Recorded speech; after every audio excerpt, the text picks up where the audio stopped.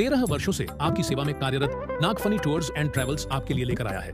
इस दिवाली, नवंबर और दिसंबर की छुट्टियों में श्री समेत शिखर जी पंचतीर्थ यात्रा का सुनहरा अवसर अब बुकिंग पर पाएं।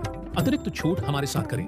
एक दिव्य और सुविधाजनक यात्रा जहां मिलेगा आपको शुद्ध जैन भोजन। तो देर किस बात की, आज ही संपर्क करें महावीर जी एवं भूपेंद्र जी जैन से। जब मुझे आपने प्रश्न उठाया तो एक संस्मरण याद आ गया। सन 1980 का 11 या 12 जनवरी नैनागिर के अंतर्गत हमारी दीक्षा हुई थी। एक पंडित जी आकर बोले पंडित जी, महाराज जी आपने दीक्षा ले ली क्या? तो हमने कहा कि दिख नहीं रहा तुम्हें कि ले ली है। नहीं, पूछ रहे हैं क्या पाया, क्या खोया, क्या अंतर है? उधर माँ बाप की आज्ञा में चलते थे, इधर गुरु की आज्ञा में चले। उधर कोई काम करो तो माँ बाप से पूछो, इधर गुरु से पूछो। उधर माँ बाप का डर था, यहाँ गुरु का डर है। क्या अंतर हुआ? उधर भी राग भाव था, इधर भी राग भाव है। दोनों में क्या अंतर? 10 मिनट के अंदर उन्होंने इतना दिमाग खराब कर दिया। अब हम लोग तो बिल्कुल नए थे, ज्यादा ज्ञान फ्यान तो अपन को था नहीं, कुछ भी नहीं था ज्ञान, बिल्कुल महान मूर्ख कहो तो कहो, कुछ भी नहीं। नमोकार मंत्र का अर्थ भी अच्छे से नहीं आता, इतना कुछ भी ज्ञान नहीं था। और अब उन्होंने, पंडित तो पंडित ही होता है, अब उसने ऐसी आग लगा दी कि बात तो सही कह रहा है। दोनों में क्या अंतर है? व्यक्ति बदल गया है। इधर माँ बाप के स्थान पे कौन आ गया? गुरु आ गया। और ऐसी सामायिक बिगड़ी, पहली सामायिक बिगड़ी है। और उठते ही 1:30 बजे से स्वाध्याय चलता था द्रव्य संग्रह का। तो हम लोगों ने प्रश्न किए तो आचार्य जी समझ गए, क्या कोई पंडित जी आपके लोगों के पास आए थे? गुरु तो गुरु होते, वो सब जानते हैं। तो उनके हाँ ऐसा है। तो उन्होंने कहा देखो, हम तुम्हें ज्यादा नहीं समझाते, अभी ज्यादा समझना ही नहीं। उसी दिन पंडित जी आचार्य जी ने कहा देखो, जब तक 5 साल पूरे ना हो जाए स्वाध्याय के, तब तक आज के बाद पंडित जी से बोलना नहीं। पंडित आवे तो बोलना नहीं, तुम बोले वो पकड़ लेंगे। और सीधा कह दिया कोई पंडित आवे तो सीधे मुंह से बोल के मत कहना आचार्य पास जाओ, पकड़ लेंगे। इशारे से कहना, वो समझ अच्छा आपका मौन है, हाँ पधारो साहब। बाहर उन्होंने कहा कि ये तो तुम्हारा दिमाग खराब कर देंगे,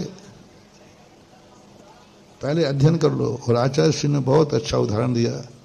जब 2012 में रामटेक में हम पूज्य गुरुदेव की वंदना करने गए, तो उस समय जब आचार्य श्री ने बोलने को कहा, तब मैंने ये संस्मरण सुनाया था कि देखो हम कितने मूर्ख थे, तो इस मूर्ख के लिए इतना ज्ञानी बनाने के लिए गुरु ने कितनी मेहनत की होगी, ये सोच लो। कितनी मेहनत की होगी उन्होंने, कितना पढ़ाया होगा, कितना सोच किया होगा, तब आज मैं तुम्हारे सामने बैठा हूं। तो आचार्य श्री ने उस समय 80 में एक उदाहरण दिया। तुमने सूर्य का उदय देखा है? सूर्य के उदय के पहले कुछ लालिमा होती है कि नहीं? होती है। और शाम को सब सूर्य डूबता है तो लालिमा होती है कि नहीं? इन दोनों लालिमा का रंग कैसा है? एक सा है। दोनों लालिमाएं एक सी हैं, लेकिन एक लालिमा अंधेरा लाती है, भय लाती है और सुलाती है, और एक लालिमा शुभ होती है, मांगलिक होती है, जगाती है। प्रभात में भी लाली होती, संध्या में भी लाली है, एक जगाती एक सुलाती, कितने अंतर वाली है।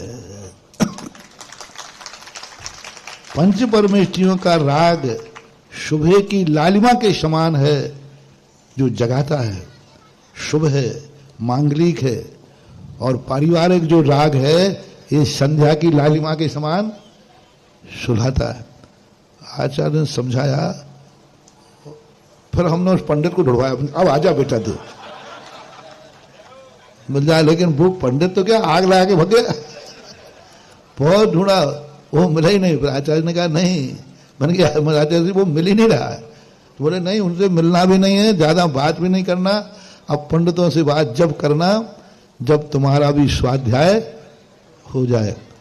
अब आ जाए भारत का कोई पंडित, अब मेरी सामाई खराब करके दिखाए, अब वो कहे कि ये राग और राग में क्या अंतर है। देखो कितनी अच्छी बात कही। जिन पति पद पद्मो प्रदीक्षिणी दृष्टि लक्ष्मी, यानी जिनकी आंखें भगवान के चरण कमलों को सदा देखती हैं, वे ही जीव सुख को प्राप्त होते हैं, उन्हीं जीव के लिए रक्षा होती है और उन्हीं जीवों की आत्मा पवित्र होती है। अब देखो राग से पवित्रता का वर्णन कर रहे हैं पूज्यवर समंतभद्र महाराज। जिनका जिनेंद्र भगवान के प्रति प्रशस्त राग है उन्हीं की आत्मा पवित्र होगी, उन्हीं की आत्मा सुरक्षित है और वे ही सुख को प्राप्त होते हैं। इसलिए शुभ राग से बंध भी होता है और पाप कर्म की निर्जरा भी होती है।